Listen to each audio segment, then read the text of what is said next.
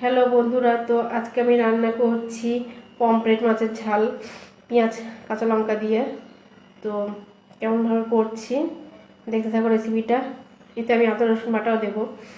দেখো, যদি ভালো লাগে তো লাইক কমেন্ট শেয়ার করো। চলো রেসিপিটা তোমাদের সঙ্গে শেয়ার করি।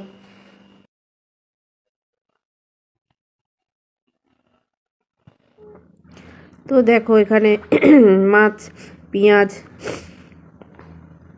কুচিয়ে নিয়েছি, টমেটো কাঁচা লঙ্কা কুচিয়ে নিয়েছি, মশলা বেটে নিয়েছি, আর মাছে তো হলুদ মাখিয়ে রেখেছি, নুন হলুদ দেখলেই।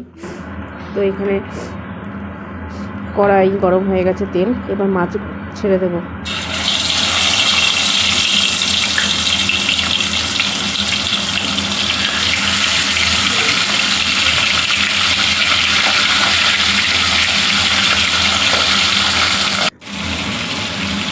তো মাছগুলোকে উল্টে দেবো।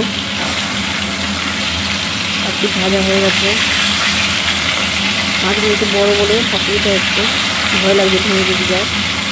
একটু সাবধানে উল্টে দিচ্ছি।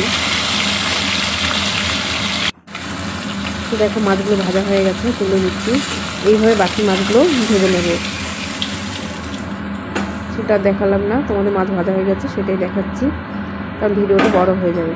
এবার এই তেলের মধ্যেই আমি পেঁয়াজ দিয়ে দেবো ভাজা।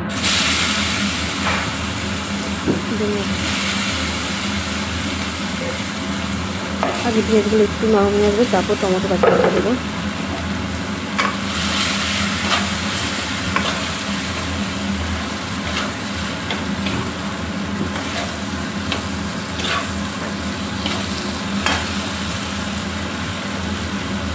তো দেখো বন্ধুরা, পেঁয়াজগুলো অনেকটা ভাজা হয়ে এসছে, লবণ দিয়ে দিলাম যাতে একটু ভালো করে নেড়ে দেয়।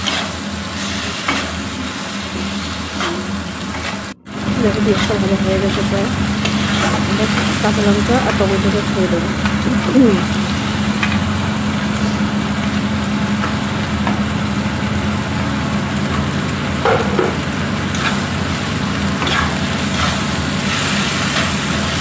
এগুলো একটু ভালো করে ভেজে দেবো।